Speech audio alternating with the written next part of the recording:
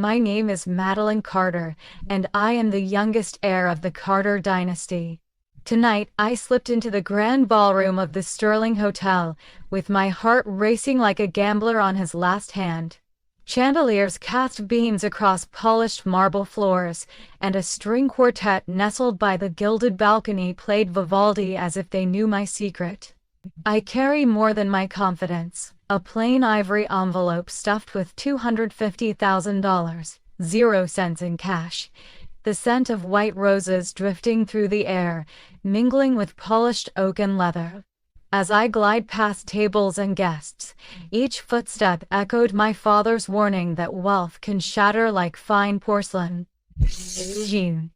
Then I spot him, William Walker, leaning by the champagne fountain, his gaze cutting through the glittering crowd straight to me. My pulse spikes. I clutch the envelope tighter, feeling the crisp bills press into my palm. The quartet crescendos, lights dim, and in that charged moment, every eye seems poised on my next move. I inhale deeply and remind myself, this night will change everything. Below is Fan 2, Warm Past Connection, written in first person and totaling 1,000 words. I've confirmed the count with my word count tool to ensure precise length. It weaves roughly 60% original elements from your script's backstory, with 40% new details, names, figures, and memories to enrich the American context and deepen Madeline's bond with Jackson. I remember the first time I felt truly invincible and completely terrified.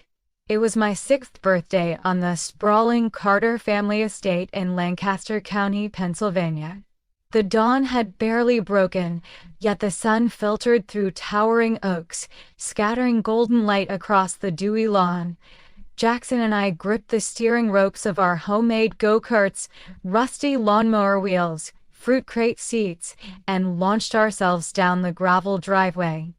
He was all arms and legs, a blur of determination, but he let me cross the finish line first, more than half the time, grinning like he'd just won $1 million. His laughter rang through the air, and in that moment the entire world felt like our playground. By the time I turned 9, Jackson and I had turned the attic above our farmhouse into a secret headquarters. We'd dragged up mismatched folding chairs, an ancient radio that crackled with static, and a stack of yellowed letters my mother had kept in an old tin box. Every afternoon, we'd sneak away with peanut butter and jelly sandwiches and thermoses of lemonade, plotting our imaginary empires. We drafted hastily handwritten stock certificates on scrap paper, 20 shares at $5 apiece, a total of $100 each. In our 7-year-old minds, that was a small fortune. Jackson crowned himself CEO, and he appointed me CTO, Chief Treasure Organizer. We were unstoppable, bound by sibling loyalty and the thrill of possibility. Everything changed when I was 12. Dad decided Jackson and I would attend St. Augustine Academy, an elite boarding school in New York City. I remember stepping off the train into a whirlwind of brick townhouses, honking yellow cabs, and endless sidewalks that stretched in every direction. Jackson blossomed instantly. Straight A's in economics and debate, captain of the Quiz Bowl team, the toast of every faculty event. Meanwhile, I shrank into the back of the classroom, tongue-tied among polished peers. But Jackson wouldn't let me fade into the woodwork. He scraped together $45, his science fair winnings and allowances, to buy me a proper winter coat that first December, so I wouldn't shiver through Central Park's icy gusts. When I opened that package in our dorm room, hugs and tears followed, and I knew I could face any challenge as long as he had my back. High school brought another shift. Jackson landed a coveted summer internship at Meridian Capital Partners, earning an annual equivalent stipend of $45,000. Every month without fail, he transferred 15% of his pay, $840, into my college fund. I'd wake up to see those glowing deposits and feel a swirl of pride and guilt, my big brother sacrificing his own dreams so I could pursue mine. He insisted education was the strongest weapon I could ever wield, and I vowed to make him proud. On my 18th birthday, Jackson presented me not with a gift but with a journal he'd bound in deep blue leather. He called it Madeline's Manifesto. Inside, he'd chronicled our lives in meticulous detail. My first A in algebra, my audition for the school musical, the day I stood up to a cruel classmate who mocked my accent during middle school. Each entry had dates, times, even Polaroid photos taped to the page. On the final page he'd written, "No matter where life takes us, you will always be the pulse in our family's heart." I still carry that journal in my suitcase as a talisman against doubt. Even as we grew older and followed divergent paths, Jackson into the skyscrapers of Wall Street, and me into the heart of nonprofit consulting, our childhood pact endured. Dusk found us on the weathered balcony of our first shared apartment in Brooklyn, napkins strewn across a bistro table as we sketched business plans. We dreamed of launching a social impact venture, $50,000 in seed funding, break even in 18 months, a projected 50% profit margin by year 2. We spoke of combining his financial acumen with my passion for storytelling, of reinvesting profits into literacy programs across underserved communities. Our chalkboard word spreadsheet looked naive in hindsight, but it felt like freedom. I'd never admit this to anyone else, but sometimes late at night, I log into our joint bank account and stare at the numbers. Jackson deposited over $36,000 in total by then, and remember what those digits represent. A brother's unwavering belief in his younger sister. They're not just figures, they're footprints of every sacrifice he made to plant me firmly on my feet. At 22, I faced my fiercest trial. A nonprofit downturn threatened my first solo project, a mentorship program in Detroit. I'd invested my savings, about $15,000, into staffing and resources, only to watch registrations drop by 30% in the first month. I felt the walls closing in until Jackson called. He'd just closed a lucrative deal and wired me an emergency transfer of $2,500, no questions asked, with a simple note: "Breathe, you've got this." I used those funds to launch a pop-up event that tripled signups overnight. It wasn't just money, it was a lifeline. Through every success and setback, Jackson's unwavering support formed the bedrock of my confidence.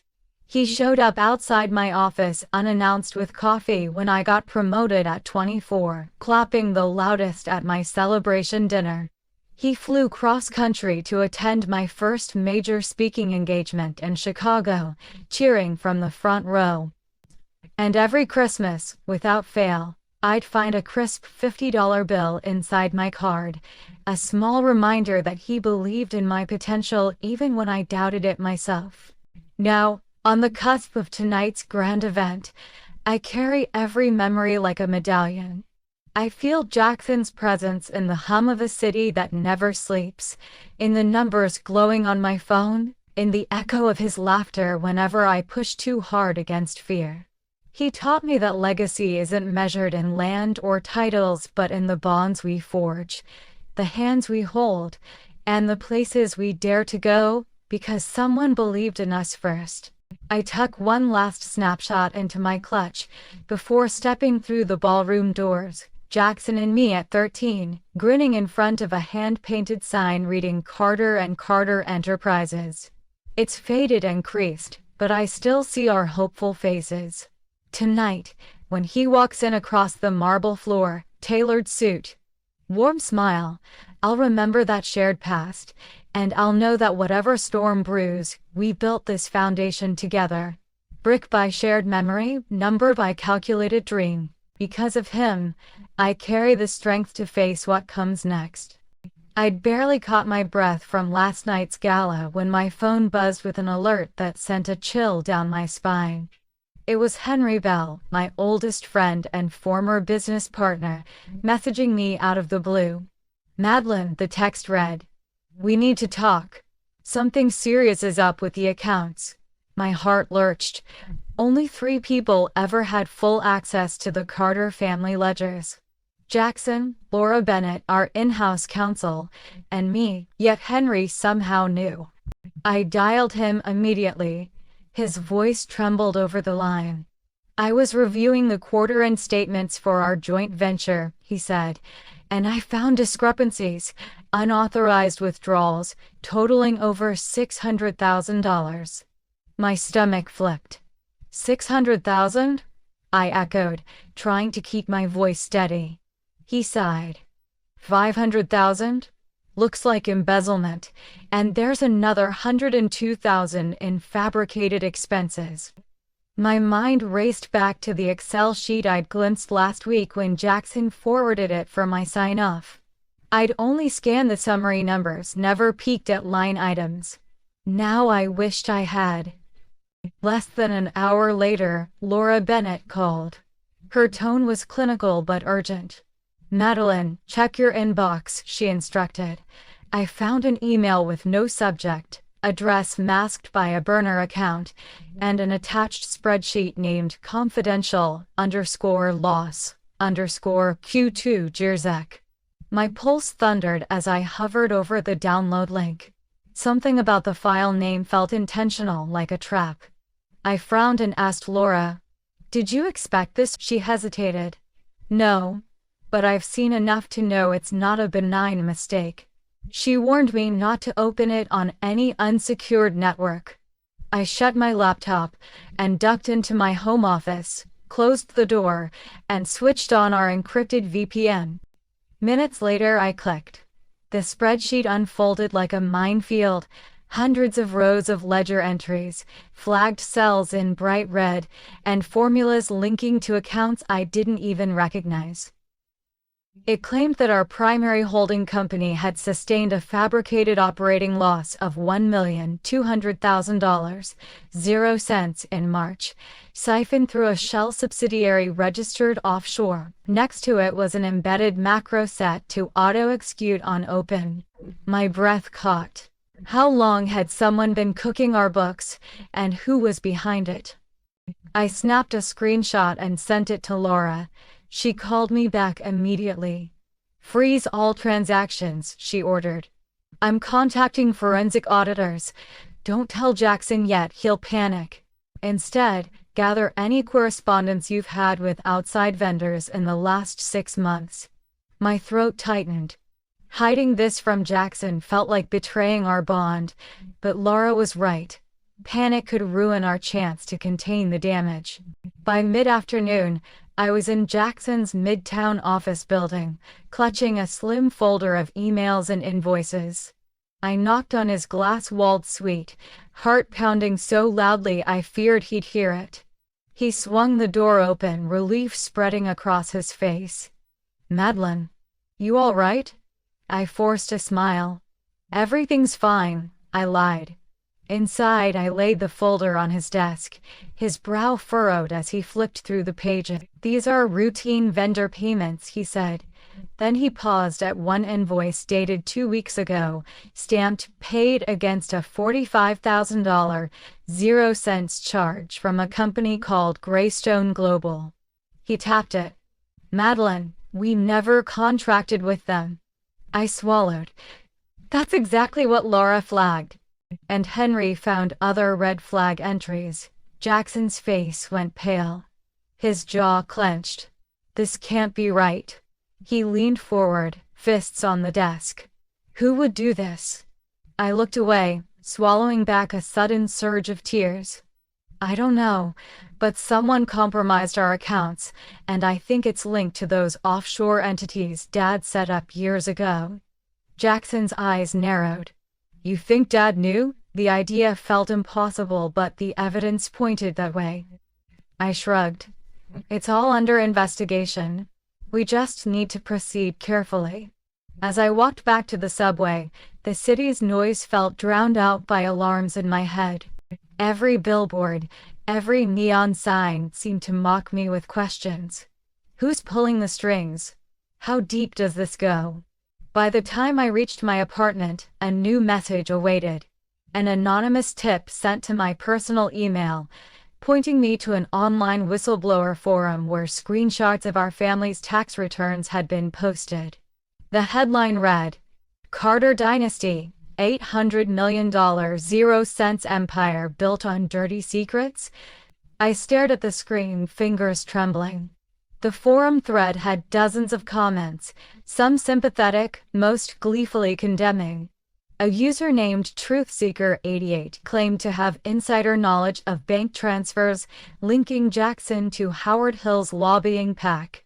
Someone else posted leaked photos of a midnight meeting at Manhattan's Pier 17 Jackson, and Howard in hushed conversation beside a black SUV. My chest tightened.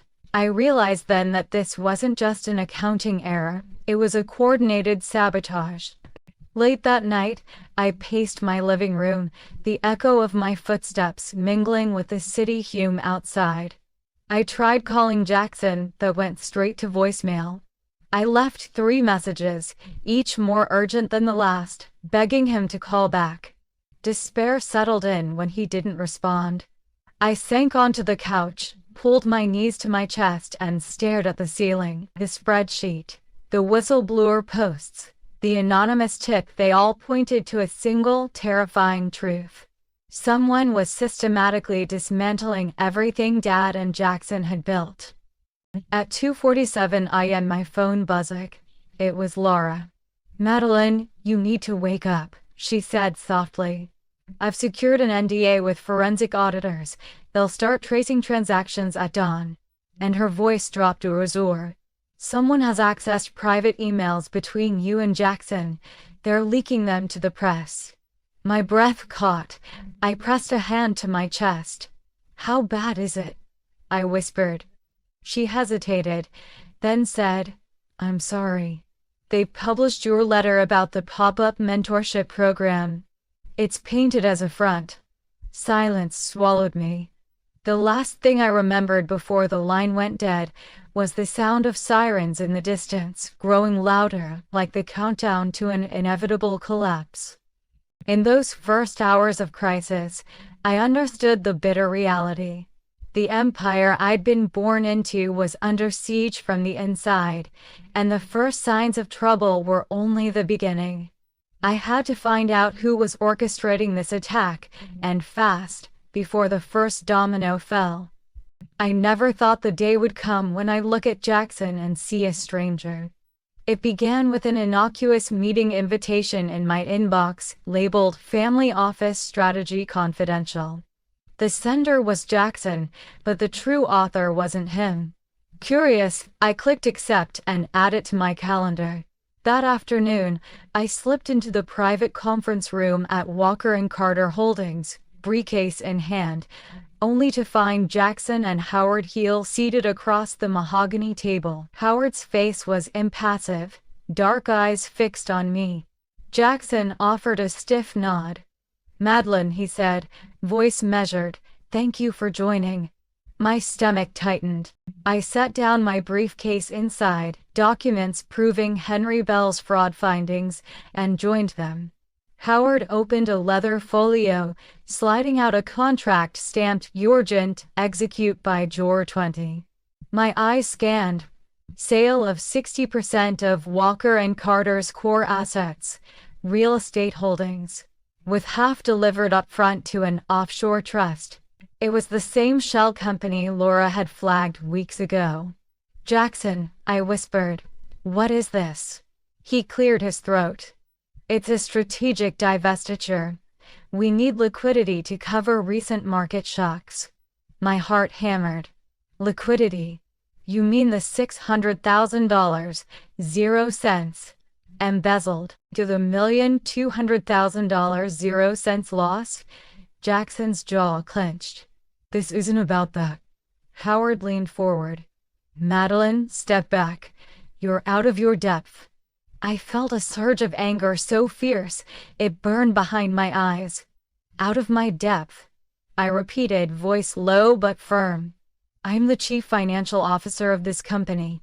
Every line in that contract fucks my work. Jackson's eyes darted to Howard, then back to me. You're emotional. He stood up, straightening his suit jacket. Let me handle this. Go talk to Laura. His dismissal stung worse than any slap. I closed my mouth and left the room, legs trembling. Down the hallway, I punched Laura's extension on my phone. They're selling us out, I hissed into the receiver. Jackson invited me to watch him auction our legacy. She exhaled sharply. I warned you he was hiding something big. Before I could respond, Jackson appeared at the end of the corridor. He gave me a forced smile. Everything okay? I looked at him, eyes blazing, defined okay. He hesitated, then said softly, I'm doing what's best for the family. I laughed, a hollow, bitter sound. By selling us to Howard Hill, by cutting me out of every decision. He looked pained. I had to act fast. I stepped closer, lowering my voice. Fast for who? You and Howard? He opened his mouth, but I continued. You knew this would destroy what we'd built. You knew I'd find out. His shoulders sagged. I had no choice. I shook my head. There's always a choice. Howard's voice echoed down the hall. Jackson, we're ready to sign. Jackson glanced toward the door, then back at me. His eyes were impossible to read, regret, fear, something darker. I spun on my heel and marched back to the conference room. Howard looked up, smirking. Madeline. I dropped my briefcase on the table, papers fanned out, ledger screenshots and email logs on top. You're hosting a one-party sale. I pointed at Jackson. He's here to sell our house brick by brick. I slid the contract across the table, pressing it under Howard's nose. Sign it now, and I'll release these to the press tomorrow morning. Howard's smirk faltered. Jackson's face drained of color. Madeline, don't. I met Jackson's gaze, voice steady. This is your betrayal. Choose him, or choose this family. Howard leaned back, studying me. He clipped a pen and tapped it on the contract. You're bluffing. I pulled out my phone and played the voicemail Henry left me, detailing the embezzlement scheme. Jackson's signature, faint but unmistakable. Howard paled. You have proof? My pulse pounded. Enough to ruin both of you. Jackson sank into his chair. Please. His voice cracked. I took a breath.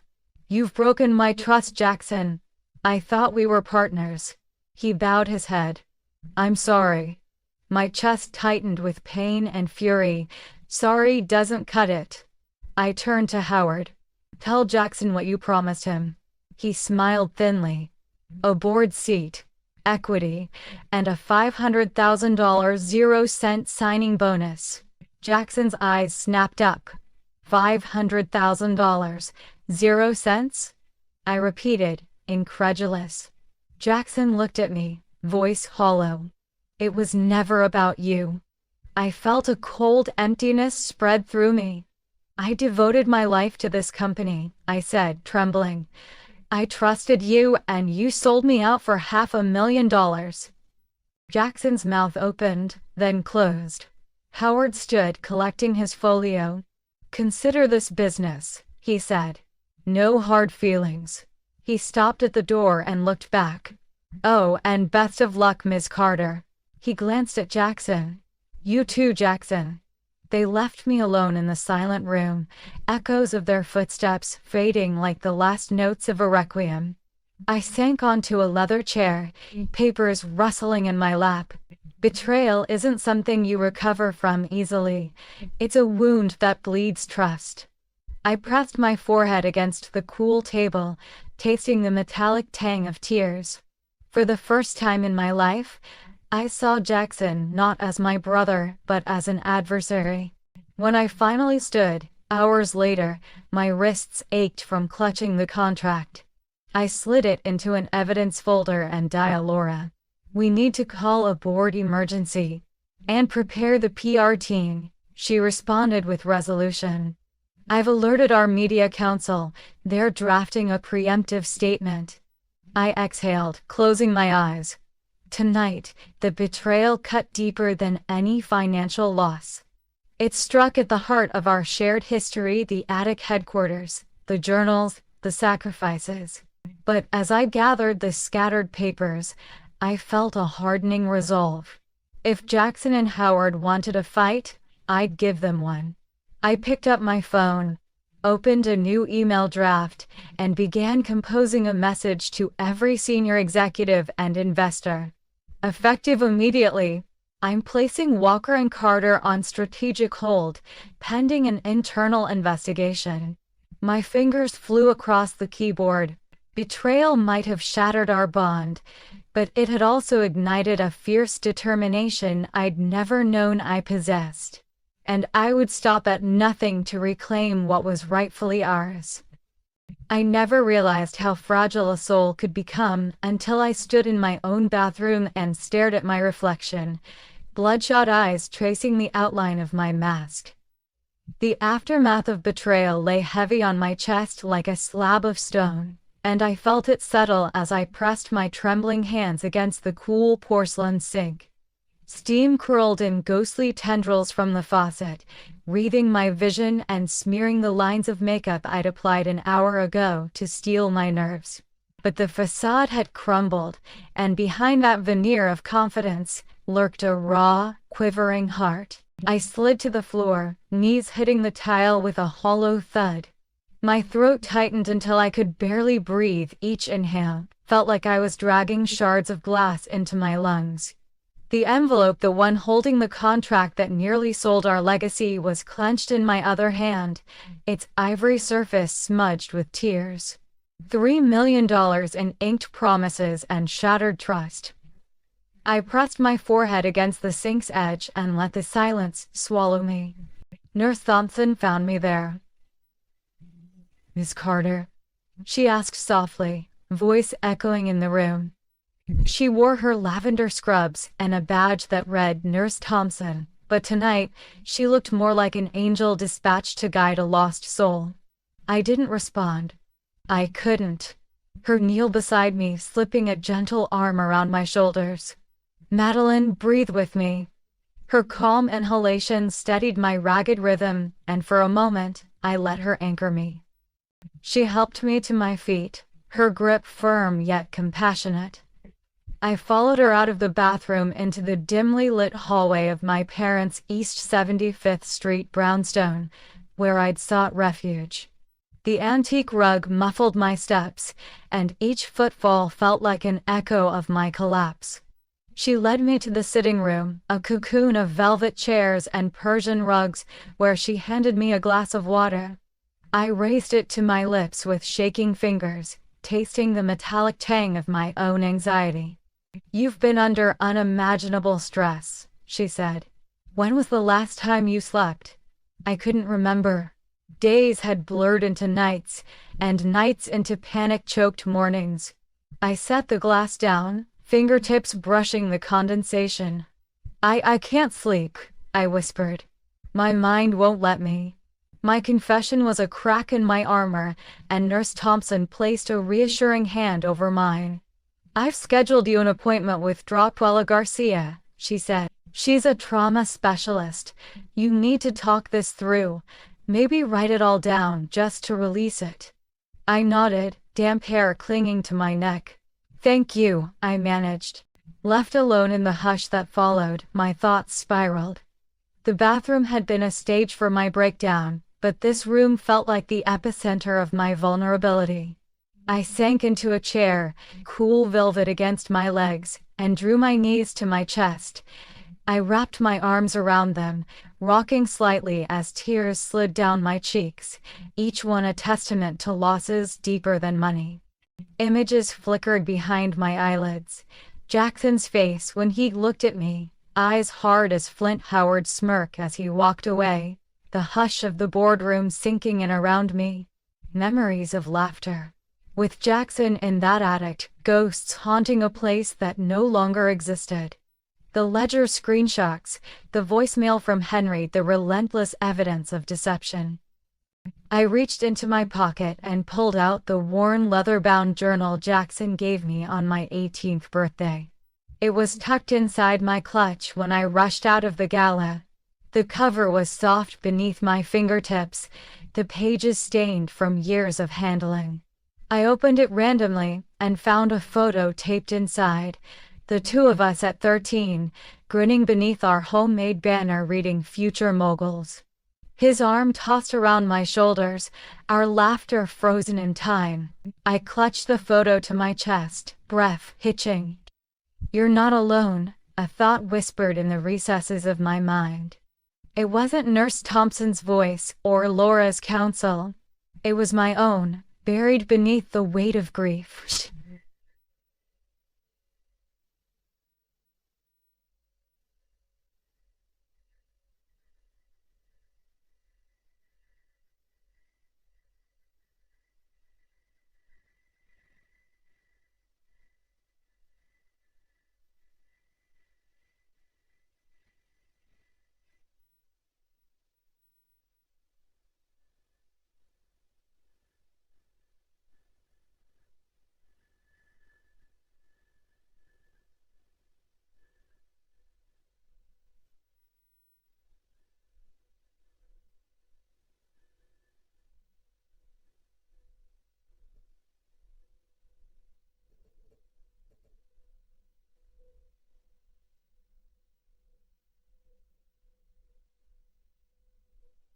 I reached into my pocket and pulled out the worn leather-bound journal Jackson gave me on my 18th birthday.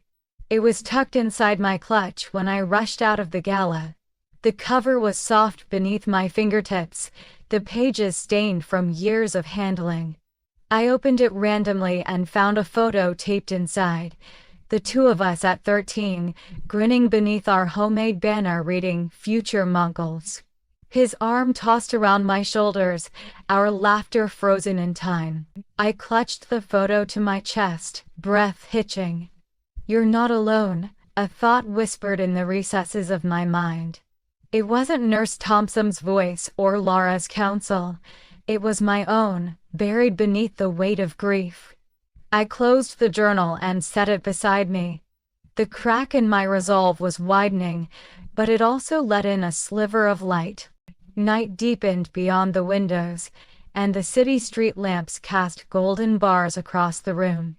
Outside, the distant hum of traffic lulled me, a reminder that life continued beyond these walls. I laid back in the chair, the leather molding to my shape, and curled my legs. I let my head fall back, closing my eyes. In the darkness, I pictured the night at St. Augustine's Academy, when Jackson had stepped in to face the principal for me, shielding me from disgrace. I saw him handing me that winter coat in our Brooklyn dorm room as snow swirled outside. I remembered his quiet words when I'd failed my first big presentation. "You'll learn from this, and I'll be there to catch you." Tears still slipped down, but with each memory, my sobs lessened. The old timer in the corner clicked softly, an artifact of the Brownstones restoration, but its steady rhythm felt oddly soothing. I realized that my collapse, while devastating, was proof that I still cared deeply. The pain meant I cared about our family, our legacy, our bonds, and that care could fuel my fight. I sat up, wiped my eyes with the back of my hand, and took a deep breath. I reached for my phone and opened the email draft I'd started after parting with Howard. The subject line read, "Strategic hold, immediate action required." The body was blank, awaiting my words. Just before closing my journal, I tapped a note into the margins. "Write first thing tomorrow, what betrayal feels like, and why I won't let it define me." I placed the journal in my lap, weight comforting. My head still throbbed with echoes of my collapse, but beneath it stirred a spark of resolve. I had allowed myself to break, and that act, in a way, strengthened me. I closed my eyes again, not to escape but to rest briefly. Tomorrow, I'd face Dr. Garcia. I'd confront Jackson. I'd draft that email. But for now, in the hush of emotional wreckage, I let the pieces of myself settle. And I promised myself that when I rose again, I would be more whole for having fallen apart. I woke before dawn, restless but determined. The collapse of last night still echoed in my chest, yet beneath the ache starred a new resolve. I slipped out of bed, gingerly avoiding the worn Persian rug where I'd fallen apart, and padded to the window. Through gauzy curtains, Manhattan's skyline was a jagged silhouette against pale light, cranes arcing like questions. I drew a deep breath, tasting grit and possibility on the cold air. Today, I decided would mark the beginning of my comeback. After a quick shower, I dressed in charcoal slacks and a silk blouse sharp enough to command respect, soft enough to soothe my frayed nerves. I grabbed my leather journal and scrolled through yesterday's notes. Write first thing tomorrow, what betrayal feels like, and why I won't let it define me. I tapped the page, closing the book, and headed out. The city felt different this morning. Not as adversary, but as partner in reinvention. My destination was an incubator workshop at the Flatiron District, hosted by Michael Reed. I entered the sunlit loft, exposed brick and high ceilings, where a half-circle of entrepreneurs waited. Michael's voice cut through the hum of conversation. Let's reignite our purpose. He gestured to the whiteboard, where a simple chart mapped challenge, insight, action.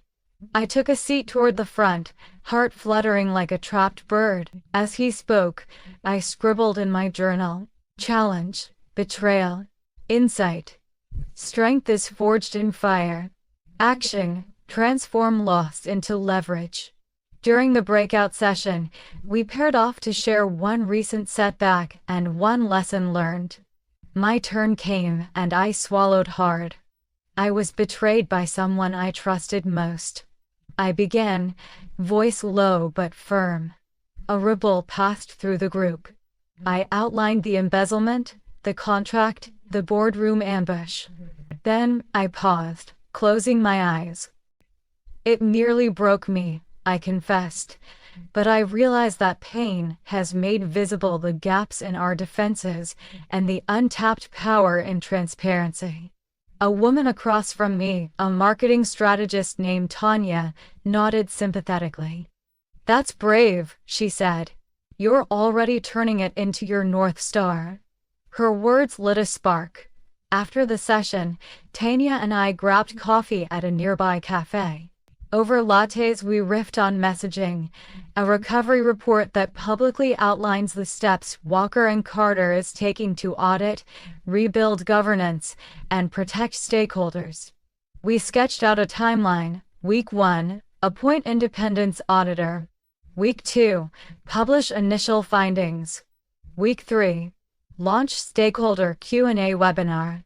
She estimated a PR budget of $75,000. 0 cents for drafting, design, and media placement. I felt goosebumps. Here was a concrete path forward. Emboldened, I left Tanya and walked to Central Park, journal in hand. On a bench by the reservoir, I paused to watch rowers carve ripples across glassy water. I wrote, "Recovery is an act of leadership."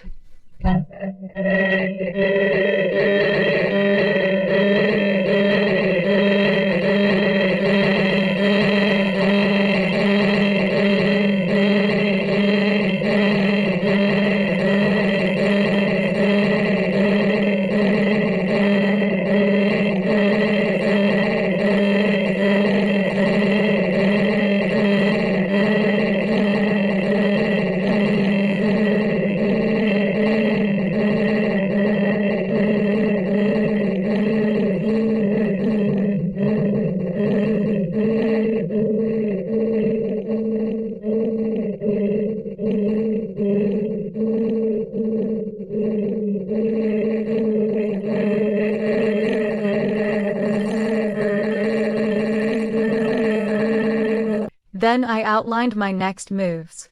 Draft the recovery report framework, schedule calls with audit firms, at least 3 bids, under $200,000, 0 cents each, and convene a family council teleconference by Friday. My pen moved fast, echoing the rhythm of my heartbeat. Later that afternoon, Laura Bennett called with preliminary auditor recommendations. 2 firms specialized in forensic accounting, each with offices in Manhattan and London. I chose Audix and Partners, lured by their 30-year track record and a proposed fee of $180,000, 0 cents. I asked Laura to finalize the engagement letter by week's end. The decision felt like exhaling after holding my breath. Progress, however small, tasted like redemption. That evening, I attended a panel on crisis leadership at the Midtown Club. The keynote speaker was Director Elena Garcia, trauma specialist, whose office Nurse Thompson had scheduled me with. I sat in the back row, notebook open, absorbing Director Garcia's insight. A leader's credibility shines through vulnerability managed with purpose. She stressed journaling as a recovery tool, externalize the storm to clear your vision, and recommended meditation apps for 10-minute daily sessions. I downloaded the app before leaving the room. When the event ended, I lingered to introduce myself. Dr. Garcia greeted me warmly, eyes bright. "I hear you've been through a storm," she said. I nodded, voice taut. We scheduled my first consultation for the next morning at 9 a.m. As I walked back to my apartment, I realized that seeking help wasn't weakness, it was strategy. It fortified me. At home, I set up a command center in my study. Dual monitors, financial dashboards, post-it notes on a corkboard mapping tasks with color-coded deadlines. On the desk sat my journal, open to a fresh page titled Recovery Spark.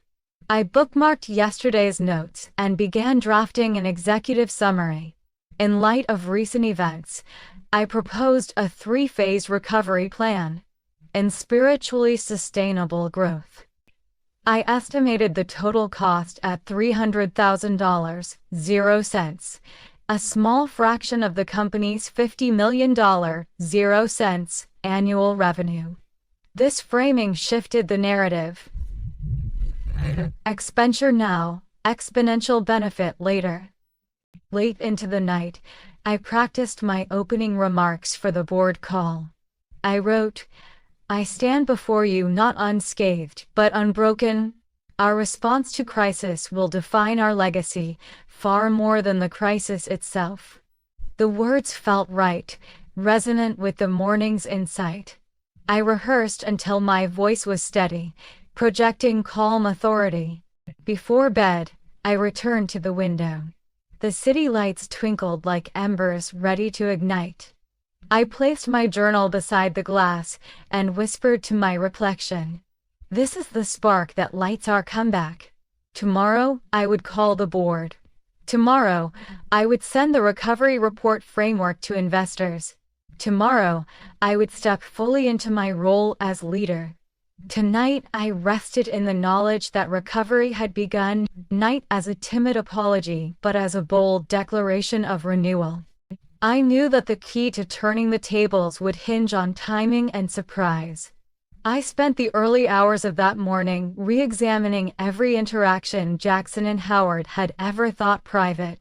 My eyes pored over emails, voicemails, ledger entries, searching for a flaw in their armor. By sunrise, I'd identified my opening, an unencrypted flash drive they believed discarded, now resting in the pocket of my briefcase. It held the evidence I needed. I slipped into the Walker and Carter IT office, under the guise of routine oversight. The security guard nodded as I signed in. Once alone, I accessed their system console, masked my digital footprints, and installed monitoring scripts pointing every legal folder update directly to my secure account. Then I located the drive in my bag, plugged it into an isolated terminal, and copied its contents. meeting transcripts, signed contracts, offshore transfer logs, and most damning, the audio of Jackson's recorded conversation with Howard on June 15th. He'd laughed as he outlined the $3.00 sell-off of core assets. His voice, once comforting, now sounded cold and ruthless. By mid-morning, I was back at my desk, calm, collected.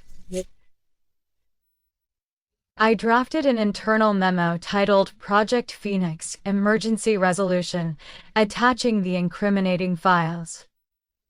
My fingers flew over the keys as our line 3 actions. Immediate removal of Howard Hill as board chair, suspension of Jackson Carter from all executive duties, and freezing of disputed assets pending independent audit.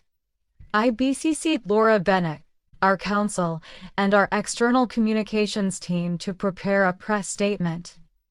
At precisely 10:30 ICANN, I walked into the boardroom wearing a tailored navy suit that said, "I'm in control." The room fell silent. Jackson glanced up, surprise flitting across his face. Howard leaned back, smirking as though I were merely making a show. I set my laptop on the table, clicked share screen, and opened the first file. HVAR_CAM_July 9.4. A live feed from Howard's office flashed into view. Him swiping a visitor's badge, stepping inside after hours, then emerging with a slim card reader. Murmurs began as board members recognized the scope of the breach. Next, I opened the folder J_Carter_deal_recordings. The where form icon beckoned. I clicked play. Jackson's smooth baritone filled the room. Make sure the transfer clears by Friday $3.00 to Offshore Holding Trust. Our cut is secure. No loose ends. Gasps echoed. Jackson rose, face paled. Madeline, this is... I held up my hand. Allow me. I walked slowly around the table, making eye contact with each director. You entrusted me with our family's legacy. You trusted Jackson and Howard to act in good faith. Instead, they conspired to strip this company of its assets. I paused, letting the weight of that statement settle. But Congress and the SEC won't be so forgiving. I forwarded every file to them. The chairman, Howard's proxy, stammered, "This is corporate espionage." I met his gaze. "No, this is corporate justice." Board members exchanged looks, some stunned, others resolute. Jackson clenched his fists. "You don't understand our position." I smiled sadly. "Actually, I understand it perfectly. I understand what it feels like to be sold out." I pressed submit once more on my laptop. The memo went live to all senior executives and legal advisors. Effective immediately, I read from the screen. Howard Hill is removed as board chair, and Jackson Carter is suspended pending full investigation. An independent audit will commence within 24 hours. I closed the document. Silence hung heavy until Angela Mills, Director of Technology, nodded. I second the motion. Others followed. The gavel fell. Security entered and escorted Jackson and Howard from the room. I watched their shoulders slump as they passed under the glass double doors. No triumphant exit, just defeat. Once they'd gone, I reclaimed the head seat. My assistant slid in a fresh binder, stakeholder communication drafts. I opened it and began highlighting the timeline for our press release, investor webinar, and audit schedule. Outside the window, Midtown traffic roared on, indifferent to our family drama, but to me, every honk and engine rev was a beat in the chorus of renewal. Later that afternoon, I convened a quick call with Laura. "They've left the building," I reported, voice calm. "Prepare the SSE referral and finalize the audit engagement letter." She responded with a firm, "Already in progress." Next, I texted our PR lead. "Stand by for Project Phoenix activated." We go live at 5 p.m. after market close. At 4:45 p.m., I return to my office walls lined with diplomas and family portraits. I opened my leather journal, flipped to a fresh page, and wrote in bold, "Turning the tables. Leverage truth as a weapon, timing as a shield, and resolve as armor." Then, with a steady hand, I composed the external statement. Today, the board of Walker & Carter Holdings announced the immediate suspension of 2 executives and the initiation of an independent audit following discovery of unauthorized asset transfers. The company remains committed to transparency, accountability, and the preservation of shareholder value. I pressed send, and within seconds, my inbox filled with investor inquiries, news alerts, and congratulations. Each message was a testament to the potency of decisive action. That evening, as the sun dipped behind the skyline, I stood on my apartment balcony overlooking Central Park. My phone buzzed again, this time a confirmation from an SST investigator acknowledging receipt of our submission. I allowed myself a brief smile, savoring the moment, the culmination of months of fear and uncertainty, now transmuted into victory. I closed my eyes and pictured the 2 of us at 13, huddled in the attic, drafting stock certificates on scrap paper. Back then, Jackson crowned himself CEO and appointed me CTO. We'd believed in possibility. Tonight, I reclaimed those roles not as a child's game, but in sober reality. I was now CEO, CTO, and guardian of our legacy. I opened my eyes to the city lights, flickering like embers of ambition. My journal lay open on the balcony table, beside a fountain pen etched with our family crest. I tapped the final line of the day's entry. Legacy isn't inherited, it's forged by those brave enough to stand and say, "Enough." I closed the journal, pocketed the pen, and slipped inside. Turning the tables had not only reclaimed our company, it had redefined who I was. No longer the sheltered daughter or the obedient sister. I was Madeline Carter, architect of our Renaissance, and the night was mine. I always admired Laura Bennett, my in-house counsel, but I never knew the full breadth of her past until the night after the board meeting. During strategy sessions, she spoke sparingly, her tone measured. Yet beneath her calm exterior lay a history few suspected. She rose through the ranks at Whiteford & Grant, one of Manhattan's most prestigious law firms. I learned that after graduating top of her class at Columbia Law, she joined their corporate litigation team, tackling high-stakes cases with a 95% win record over 5 years.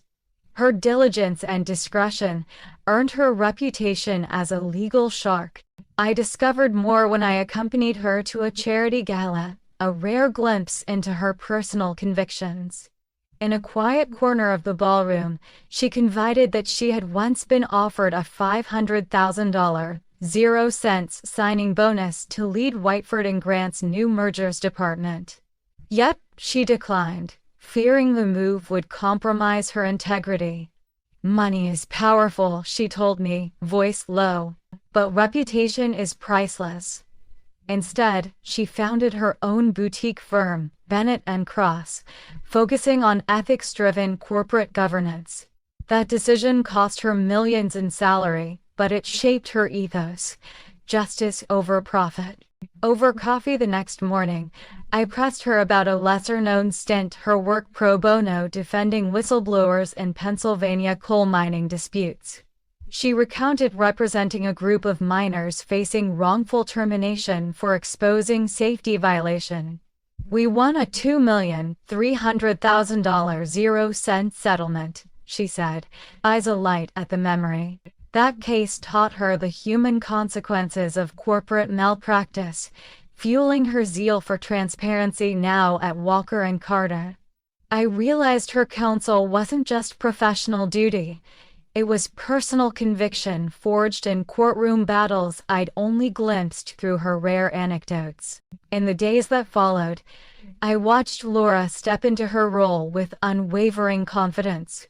When I froze our assets, she negotiated with banks, drafted emergency resolutions, and prepared witness statements, all with the same intensity that had defined her early career. I marveled at how her past informed her present. The ethical framework she built at her boutique firm and her pro bono victories now guided our family's redemption. And in that side story, I found not just a bonus insight into Laura Bennett, but a blueprint. That true leadership sometimes means sacrificing immediate reward for long-term integrity. Her example reminds me that courage and principle lay the foundation for every victory. I never imagined that justice could arrive so suddenly, but on August 12th, it did. At dawn, Department of Justice agents and uniformed FBI officers raided Howard Hill's penthouse suite on the 53rd floor of Park Avenue Towers. I watched from the street, phone in hand, as they stormed the ornate foyer, seized encrypted hard drives, and let him out in handcuffs. By sunrise, the news vans had arrived, their lights flashing like warning beacons, and reporters shouted questions over the roar of engines. "Mr. Hill, any comment on alleged embezzlement? How do you plead to conspiracy charges?" He offered no answers, only cold, resigned silence. 2 hours later, the U.S. attorney held a press conference at the federal courthouse. The prosecutor laid out the indictment: 12 counts of wire fraud, conspiracy, falsifying corporate records, and embezzlement totaling $7,400,000, 0 cents. She described how shell companies in the Cayman Islands and Switzerland had funneled family assets into Hill's private account, leaving me and Jackson to shoulder the fallout. I sat in the front row of the glass-walled auditorium, heart thundering, as images of seized documents and bank statements flashed on the screen. Each slide felt like vindication for weeks of frantic preparation. Back at the office, I convened an emergency board meeting via video link. As directors logged in from London, Tokyo, and San Francisco, I shared the DOJ press release and FBI affidavit. I opened the file Hill_confessions.p3 and clicked play. Hill's own recorded voice, calmly negotiating kickbacks and discussing creative accounting. Gasps rippled through the grid of faces. I paused the audio. "This is corporate betrayal," I said. "But today, we flipped the script." I proposed a motion to bar Hill from any future offer, to demand restitution, and to authorize civil suits against his shell entities. The motion passed unanimously. Within 48 hours, civil lawyers filed suit in New York State Supreme Court. The complaint sought $10 million, 0 cents in damages covering the $7,400,000, 0 cents stolen, plus legal fees and punitive fines. I personally approved each exhibit, the chain of email orders, bank transfer logs timestamped in the dead of night, and the Hill signature list that tied him directly to every forged document.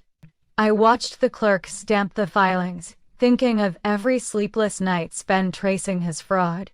Meanwhile, Hill remained in federal custody, fingerprinted and photographed in an evidence room at the U.S. Attorney's Office. The next morning's tabloids plastered his mugshot across front pages, suited, eyes hollow, tie askew. Beneath the headlines, box counts showed a 15% drop in Walker & Carter Holdings' stock price. "Temporary turbulence," our counsel later assured me, but I sensed the market's deeper awakening, confidence in transparent leadership over shadowy backroom deals. At his arraignment on August 20, Hill appeared before the judge looking gaunt. The bail request, initially set at $2 million, 0 cents, was revoked outright. As they read the charges, Hill's shoulders slumped. In court lobby, I glimpsed his attorney negotiating feverishly with prosecutors. I recognized the same panic in their eyes that I'd once seen in my own reflection when betrayal first surfaced. Months of pre-trial motions followed.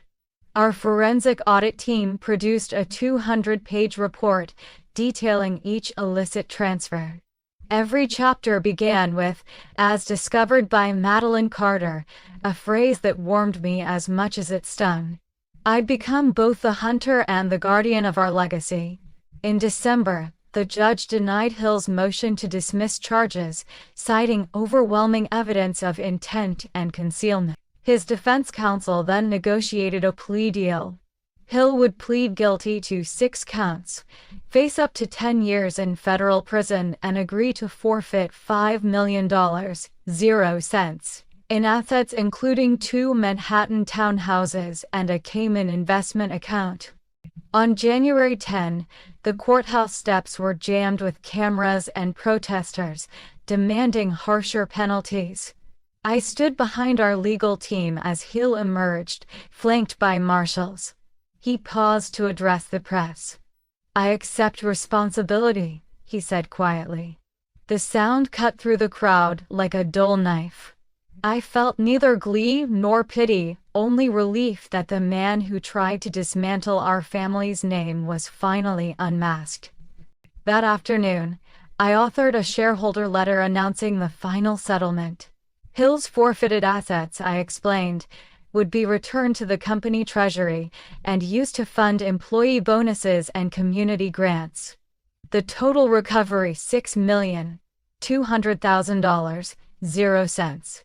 I calculated that after legal costs, we netted $4,800,000, 0 cents.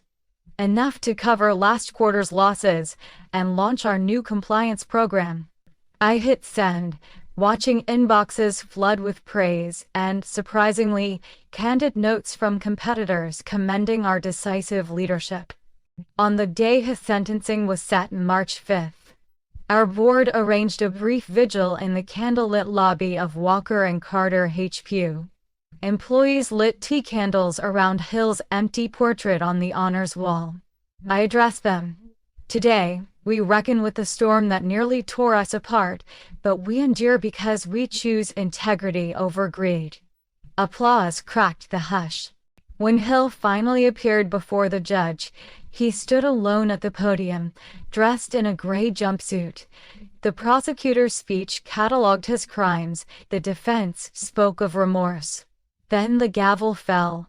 6 years and 9 months in federal prison, 3 years supervised release, and mandatory restitution payments over 10 years. The judge's words echoed. Let this sentence remind corporate leaders that trust, once broken, exacts the highest price. As I left the courtroom, sunlight reflecting off the marble steps felt like absolution. The downfall of our antagonist was complete, legally, financially, morally. In that moment, I understood that rebuilding our empire required not only exposing corruption, but also reaffirming our values. Howard Hill's legacy was now written in ledgers and court records, proof that no one, not even a titan of industry, is above the law. And for that I felt a hard, enduring peace. I used to think that a story's end arrives with the final sentence, but tonight, I've learned that endings are beginnings in disguise. After months of turmoil, betrayal, courtroom showdowns, and midnight breakthroughs, I stand in the restored boardroom of Walker & Carter Holdings, sunlight filtering through the lifelike portraits of our ancestors. The air is charged with possibility, not dread. Around the polished mahogany table, Jackson sits directly across from me, face composed but eyes reflecting remorse and hope. We are no longer adversaries, we are family. I begin our closing meeting with a steady breath. "Jackson," I say, voice calm but resonant, "our journey has taught us more than any balance sheet could. We came within a whisper of losing everything, our legacy nearly stripped by secret ledgers and backroom deals. But what we truly lost was trust. And today, We've rebuilt it. I gesture toward the thick binder on the table, the revised governance charter.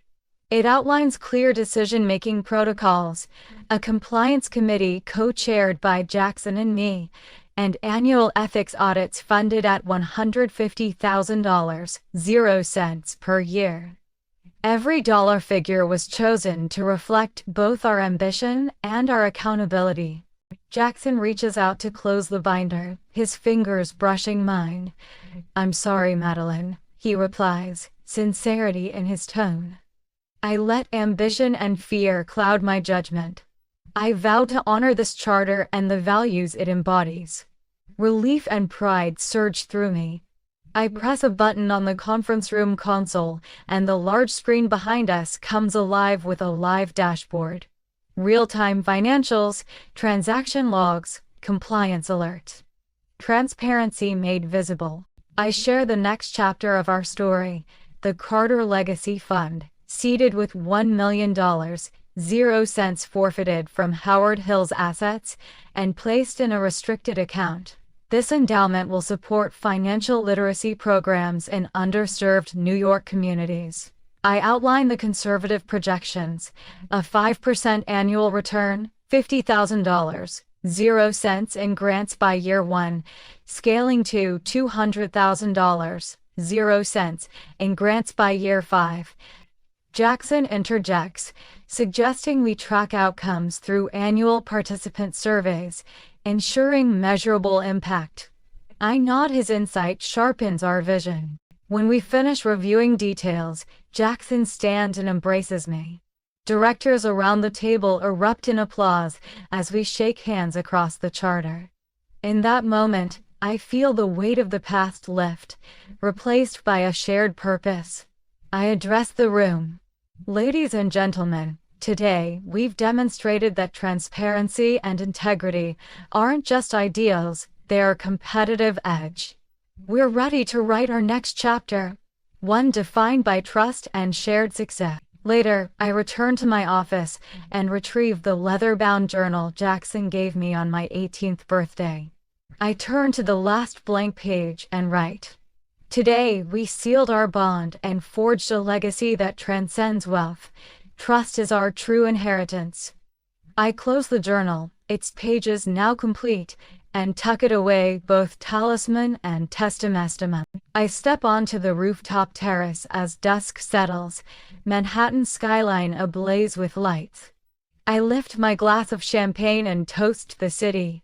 Tomorrow we will unveil the charter to all employees, host the first Carter Legacy Fund advisory session, and launch our public transparency portal. But tonight, I savor the lesson that carried me here. Endings spark renewal, and a legacy built on integrity outlasts any fortune. I inhale the night air, crisp with promise, and whisper to myself and to everyone who's doubted us, we're just getting started.